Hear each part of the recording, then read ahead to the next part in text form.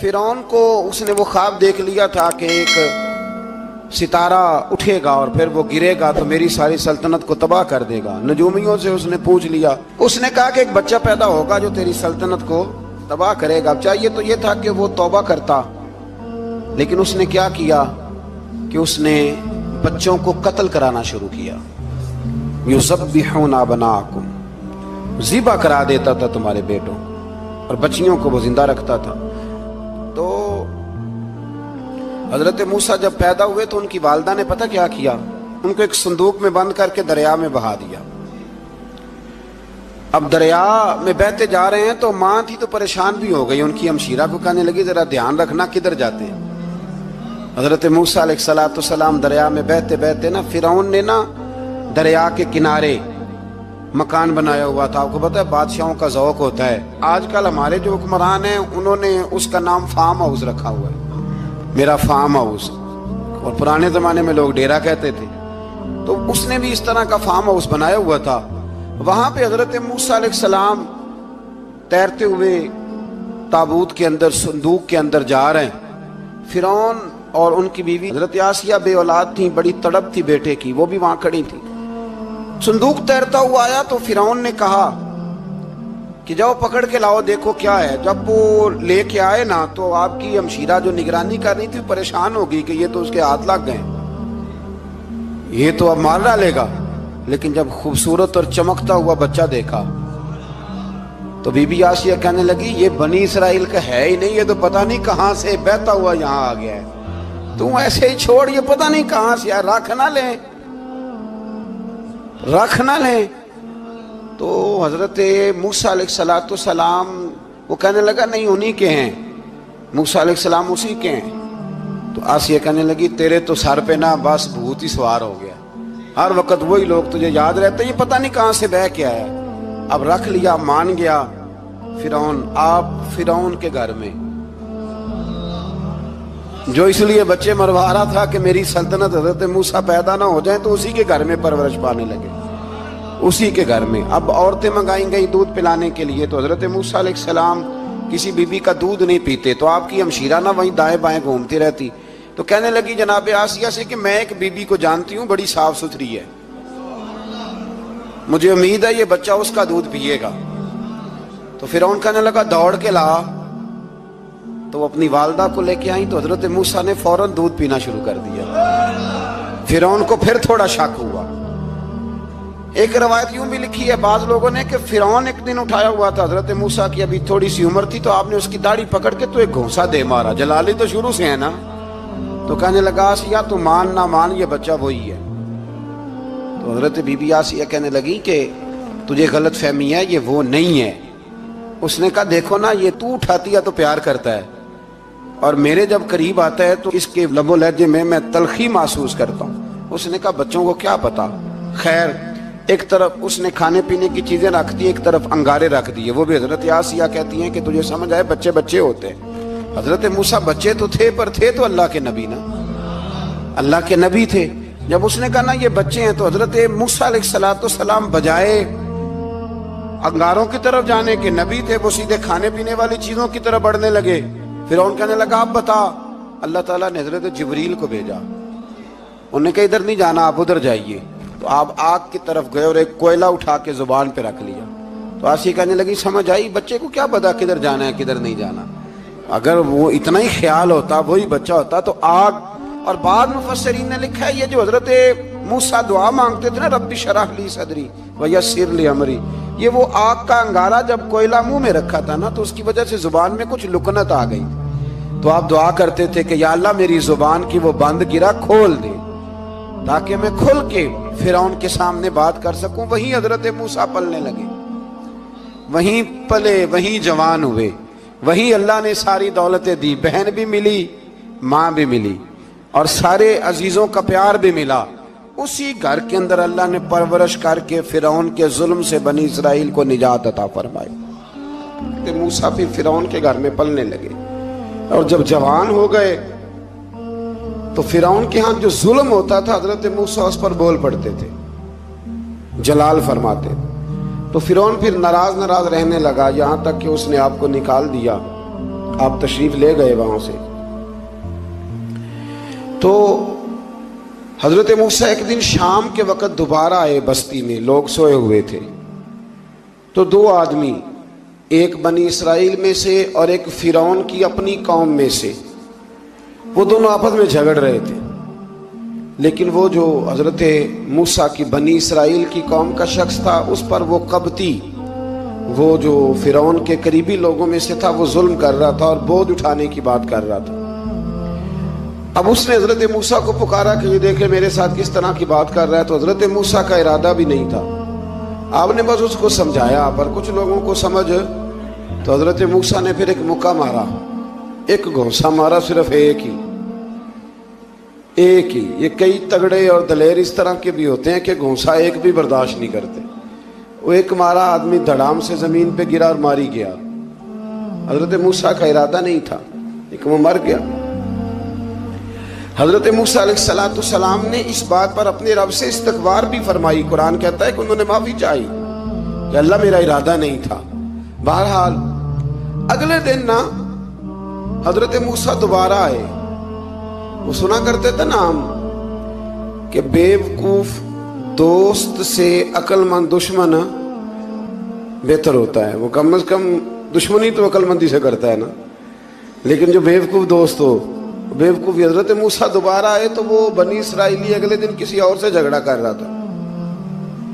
پھر اس نے مدد کے لیے پکارا تو حضرت موسیٰ کہنے لگے مجھے لگتا یہ ہے کہ تیری عادت ہے، تو خود بڑا جھگڑالو ہے، تو نے روز نیا جھگڑا شروع کیا ہوتا ہے.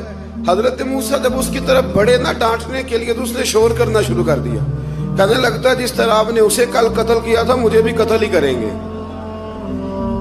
یہ انسانوں کا مزاج ہے کہ آپ جب تک کسی کے طبیعت کے مطابق چلیں گے وہ راضی رہتا ہے، اور ذرا آپ اس کی طبیعت سے ہٹتے ہیں تو وہ شور کرتا ہے. اس نے کہا جی آپ مجھے بھی لگتا ہے ماریں گے. حضرت موسیٰ کلیم اللہ علی نبینا علیہ السلام کے بارے میں جب اس نے شور کیا تو بات پھر فرعون کے دربار تک گئی. وہ تو پہلے ہی بہانہ تلاش کر رہا تھا. اس نے کہا ڈھونڈو، پکڑو اور معاذ اللہ شہید کریں گے. کسی نے آ کے خبر دی کہ آپ جہاں سے ہجرت کر جائیں، اس لیے کہ آپ کے لیے یہاں حالات درست.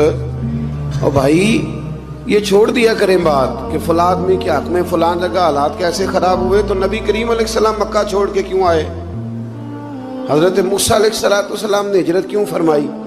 یہ ایک ایسی عجیب بحث ہے جس کو لوگ بلا وجہ چھوڑ دیتے، بلا وجہ چھیڑ دیتے ہیں. اور بالخصوص ایک خاتون نے ایک دفعہ مجھے پیغام دیا تو میں بڑی اس کی بات سن کے مجھے عجیب لگا.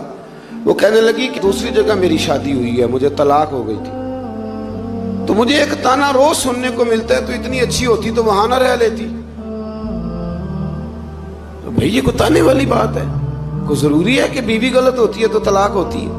اللہ کے محبوب علیہ السلام کی 2 صاحبزادیوں کو ابو لہب کے 2 بیٹوں نے طلاق بھیج دی تھی. کس کی غلطی تھی؟ تو آپ کیا کہہ سکتے ہیں یہاں کیوں طلاق؟ تو اتنی جلدی بات تھوڑی کر دیں گے آپ، تھوڑی احتیاط فرمائیں بولنے میں. تو حضرت موسیٰ علیہ السلام وہاں سے نکلے اور آپ مدین کی طرف چلے گئے. مدین وہ علاقہ تھا جہاں فرعون کی حکومت کوئی نہیں تھی. حضرت موسیٰ جیسے ہی وہاں پہنچے تو ان کے اندر ایک جذبہ تھا، ظلم ہوتا نہیں دیکھ سکتے.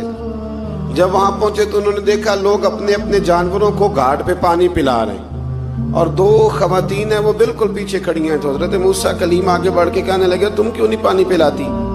تو وہ کہنے لگی ہمارا بھائی کوئی نہیں، باپ ہمارا بوڑھا ہے. اللہ اکبر. مجبوری یہ ہے، ہم ہیں بھی پردہ دار گھرانے کی، مجبوری ہماری یہ ہے کہ جب تک یہ سارے لوگ پانی پلا نہیں لیں گے اتنی دیر تک ہماری باری نہیں آئے گی. تو حضرت موسیٰ کلیم اللہ علیہ السلام فرمانے لگے اچھا یہ بات ہے تو جانور مجھے دو. وہ ہو یہ رہا تھا کہ چونکہ مرد پانی پلا رہے تھے تو اور جتنے بھی مرد آتے جاتے تھے وہ گھستے جاتے تھے اور عورتیں بیچاری کھڑی تھیں. حضرت موسیٰ جھٹ سے آگے بڑھے، پیچھے ہٹو. ان 2 خواتین پاک باز عورتوں کے جانوروں کو پانی پلایا اور پھر آپ دوبارہ وہیں بیٹھ گئے. وہ بیبیاں جلدی جلدی گھر گئیں، جا کے اپنے والد سے کہنے لگی ابا جی کمال ہو گیا، اس بستی میں ایک ایسا آدمی ملا ہے جو عورتوں کی طرف دیکھتا ہے تو نیکی کرنے کے لیے آگے بڑھتا ہے، جو مجبور اور بے کس کے لیے اچھے جذبات رکھتا ہے. فرمایا جلدی لاؤ. कुछ मुफस्सिरीन और तरफ भी गए हैं, लेकिन जमहूर ने लिखा है कि वो हजरत शुएब अलैहिस्सलाम थे। हजरत शुएब ने घर बुलाया, अपनी एक बेटी को भेजा, फरमाया बेटे बुला के लाओ। वो जब घर आए तो आप फरमाने लगे आप मेरे साथ उजरत तय कर लें, 8 साल या 10 साल आप मेरी बकरियों को चराएं, मेरे घर में रहें। और फिर फौरन ही फरमाने लगे अगर आप हमारे घर में रहेंगे, देखभाल करेंगे, तो मैं अपनी एक बेटी का निकाह भी आपके साथ कर दूंगा। तो 8 से 10 साल हजरत मूसा ने वहां क़याम फरमाया। और फिर जब आपका निकाह हो गया तो आप अपनी बीवी को लेके मिस्र की जानिब जा रहे थे, तो रास्ते में ना ठंड ज्यादा हो गई, तो अपनी ज़ौजा से कहने लगे वहां आग जल रही है, मैं तेरे लिए आग लेके आता हूं ताकि तू ताप सके, गर्मी हासिल कर सके। वहां गए तो दरख्त से आवाज आई, मूसा मैं तेरा रब हूं। दरख्त से आवाज आई, मूसा मैं तेरा रब हूं। और हजरत मूसा कलीमुल्लाह को वहां वही आनी शुरू हुई। वहां वही अल्लाह ताला ने उन्हें वो असा अता फरमाया जो फिर बाद में अज़दहा बनता था। रब करीम ने वहीं हजरत मूसा कलीम को वहीं यदे बैज़ा अता फरमाया। अपना हाथ गिरेबान में डाल के निकालते थे तो चांद और सूरज की तरह रोशनी दिया करता था। यदे बैज़ा लिए बैठे हैं अपनी। मैं कभी कभी कहा करता हूँ कि मौला के देने के अंदाज बड़े अनोखे हैं। भाई यूसुफ को कुएं में फेंकते हैं तो अल्लाह मिस्र का हुक्मरान बना देता। तो फिर हजरत मूसा वहां से वापिस आए और आकर के आपने दोबारा वो सारा निज़ाम जिंदगी शुरू फरमाया। मूसा अलैहिस्सलाम ने उनको दावत हक दी और कहा कि मैं तुम्हारे पास वाज़े निशानियां लाया हूं, बनी इसराइल को मेरे साथ भेज दो। फिरौन ने मोजज़ात पेश करने के लिए कहा तो हजरत मूसा अलैहिस्सलाम ने अपना असा ज़मीन पे डाला, अपना असा, अपनी छड़ी, अपना डंडा ज़मीन पे डाला तो वो एक वाज़े अज़दहा बन गया। फिर हजरत सय्यदना मूसा अलैहिस्सलाम ने अपना हाथ गिरेबान से निकाला तो वो देखने वालों के लिए रोशन हो गया, हाथ के अंदर नूर पैदा हो गया। यदे बैज़ा लिए बैठे हैं अपनी आस्तीनों में। फिरौन के सरदारों ने हक को कबूल करने की बजाय इसे जादू करार दे दिया और कहा कि ये तुम्हें अपने मुल्क से निकालना चाहता है। उन्होंने कहा इस मामले को जरा ढील दो और जादूगरों को जमा करो। जादूगर आए, उन्होंने फिरौन से कहा कि हम हजरत मूसा के मुकाबले में जादू तो दिखाएंगे माज़अल्लाह, लेकिन अगर हम गालिब आ गए तो फिर हमारा इनाम क्या होगा?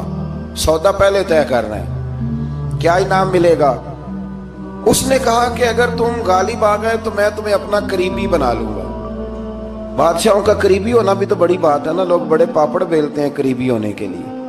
और ये जो करीबी होते हैं ना, बिलखुसूस जो बादशाहों के करीबी होते हैं, बादशाहों की तबाही का सबब भी यही लोग ही बनते हैं। ये उनको रोज खबर देते हैं कि सब अच्छा है, सब अच्छा है। और दुनिया के ज़्यादातर हुक्मरान इन्हीं लोगों की वजह से तबाह होते हैं क्योंकि उनका खुद अवाम से राब्ता नहीं रहता।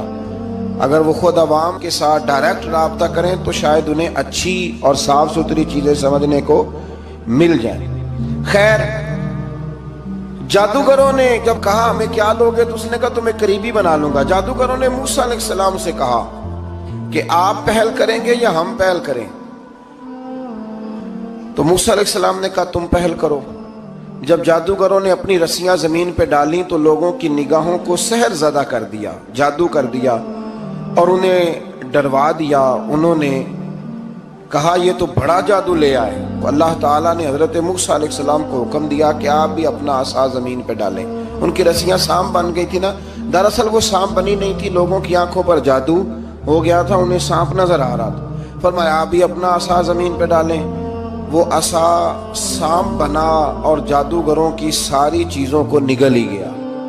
उनकी बहुत सारी रस्सियां सांप बनी थी, इनका एक ही असा सांप बना और सबको निगल गया। इस तरह के मोजज़े की हकानियत और जादूगरों का बुतलान साबित हुआ और फिरौनी रुसवा हो गए। जादूगर सजदे में गिर गए और अल्लाह पर ईमान ले आए। फिरौन ने उन्हें धमकी दी कि तुम मेरी इजाजत के बगैर ईमान ले आए हो, मैं तुम्हारे हाथ और पांव मुखालिफ सिमत से काट दूंगा, यानी उल्टा हाथ काट दूंगा, सीधा पैर काट दूंगा।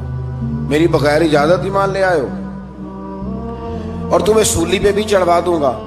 उन्होंने कहा कि ईमान लाने की पादाश में तुम हमें सजा देना चाहते हो। फिर उन्होंने अल्लाह ताला से सब्र और इस्तकामत की दुआ की। اس کے بعد فرعون نے بنی اسرائیل کے بیٹوں کو قتل کرنے کی اور بیٹیوں کو زندہ چھوڑنے کا حکم دے دیا۔ موسیٰ علیہ السلام نے قوم کو صبر کی تلقین کی اور کہا کہ نیک انجام اہل تقوی کے لیے۔ یہاں ایک لطیف بات ہمارے صوفیاء نے بھی لکھی ہے۔ صوفیاء کہتے ہیں کہ فرعون نے کلمہ نہیں پڑھا اور جادوگر کلمہ پڑھ گئے۔ وہ کس طرح کلمہ پڑھ گئے؟ تو کہنے لگے دراصل انہوں نے آتے ہی حضرت موسیٰ کا ادب بڑا کیا تھا۔ جادوگر حضرت موسیٰ کے مقابلے میں آ کے بھی ان سے کہتے ہیں کہ رسیاں آپ پہلے ڈالیں گے کہ ہم ڈالیں، آپ اصحاب پہلے رکھیں گے کہ ہم رکھیں؟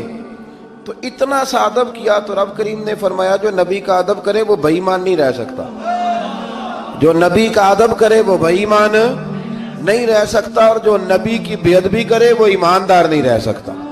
ختم ہو گئی بات۔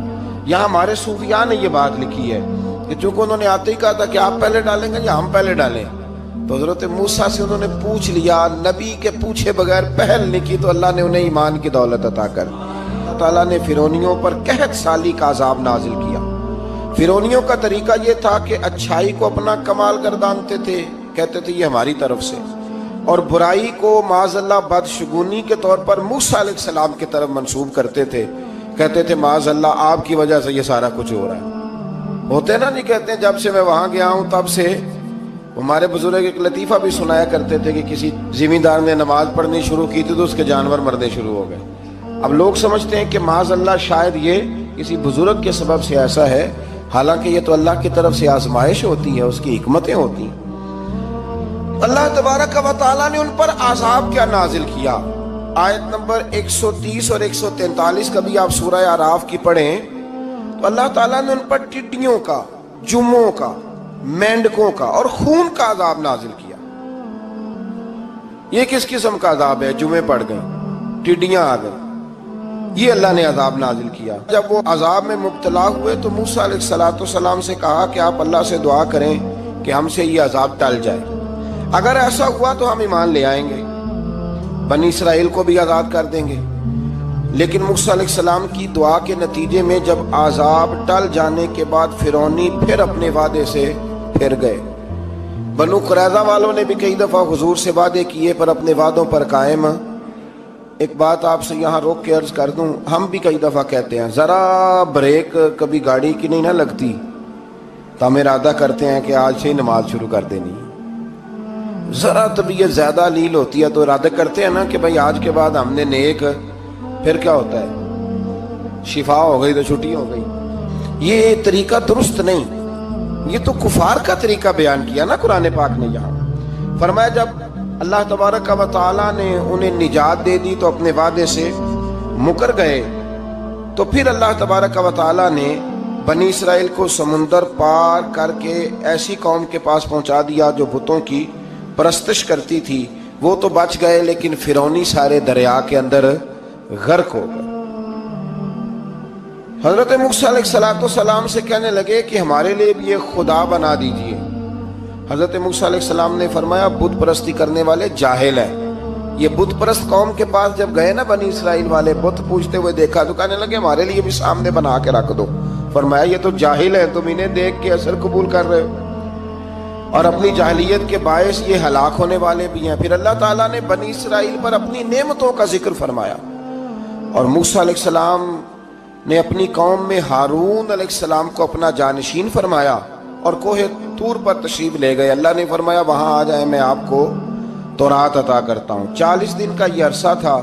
موسیٰ علیہ السلام نے وہاں پہ جا کے، وہ سارا واقعہ بھی انہی آیات میں ہے کہ حضرت موسیٰ نے عرض کیا تھا کہ رب ارنی، یا اللہ میں تجھے دیکھنا چاہتا ہوں، تو فرمایا لن ترانی، تو نہیں دیکھ سکتا۔ وہ بھی یہاں اللہ نے ذکر فرمایا۔ پھر اللہ تعالیٰ نے اپنی ایک تجلی جب کوہ طور پہ ڈالی تو حضرت موسیٰ علیہ السلام تاب نہ لا سکے اور بے ہوش ہو گئے، اور پہاڑ بھی ریزہ ریزہ ہو گیا۔ اس کا ذکر بھی اللہ نے انہی آیات میں فرمایا۔ آیت نمبر 144 سے 155 تک حضرت موسیٰ علیہ السلام کو رسالت عطا کرنے، کلیم اللہ کا منصب عطا کرنے، تورات عطا کرنے کا ذکر ہے۔ آگے چل کے بتایا کہ جو متکبر لوگ ہیں نا وہ آیات الہیہ سے منہ پھیرتے، اور جو لوگ اللہ کی آیات اور قیامت کو جھٹلاتے ہیں ان کے اعمال باطل ہیں۔ پھر موسیٰ علیہ السلام کے کوہ طور پر قیام کے عرصے میں بنی اسرائیل کے زیورات سے بچڑا بنا کر اسے معبود بنانے کا ذکر ہے۔ ان میں ایک جادوگر تھا سامری، سنا ہے سلالہ میں اس کی قبر ہے۔ حضرت موسیٰ کوہ طور پہ چلے گئے تو اس نے پیچھے سے سونے کا ایک بچڑا بنا لیا، اس میں سونے کی تاریں اس کے منہ میں لگائیں، ہوا چلتی تھی تو بجتی تھی۔ اتنے کمزور عقیدے کی یہ قوم تھی کہ انہوں نے فٹافٹ ماننا شروع کر لیا، فٹافٹ ماننا، کہنے لگے یہ ٹھیک ہے۔ چنانچہ موسیٰ علیہ السلام جب واپس آئے تو قوم پر غصے اور افسوس کا اظہار فرمایا اور کہا میرے پیچھے تم نے ایسا برا کام کیا ہے۔ انہوں نے تورات کی تختیاں بھی زمین پہ ڈالیں اور اپنے بھائی ہارون علیہ السلام کا سر پکڑ کے اس سے جواب طلبی کی۔ انہوں نے کہا اے میرے ماں جائے، بڑے خوبصورت لفظ ہے قرآن پاک، اے میرے ماں جائے، اے میرے بھائی، قوم نے مجھے بے بس کر دیا اور قریب تھا کہ یہ مجھے قتل بھی کر دیتے۔ اب آپ مجھ پر سختی کر کے دشمنوں کو ہنسنے کا موقع نہ دیں، کبھی بھی دشمنوں کو اپنے اوپر ہنسنے کا موقع نہ دینا چاہیے۔ پھر آیت نمبر 151 میں موسیٰ علیہ السلام کی دعا اور کلمات استغفار کا ذکر ہے۔ آگے چل کے بتایا کہ غصہ ٹھنڈا ہونے پر موسیٰ علیہ السلام نے تورات کی تختیوں کو اٹھایا جن کی تحریر میں اللہ سے ڈرنے والوں کے لیے ہدایت اور رحمت کی بشارت تھی۔ آیت نمبر 156 سے لے کر 158 تک میں موسیٰ علیہ السلام کی دعا کا ذکر ہے، جس میں انہوں نے اپنی قوم کے لیے اللہ تعالیٰ سے دنیا اور آخرت کی بھلائی مانگی۔ اللہ تعالیٰ نے فرمایا یہ کامل نعمت میں ان لوگوں کو عطا کروں گا جو ایمان کے ساتھ تقوی بھی اختیار کریں گے، یہ انہیں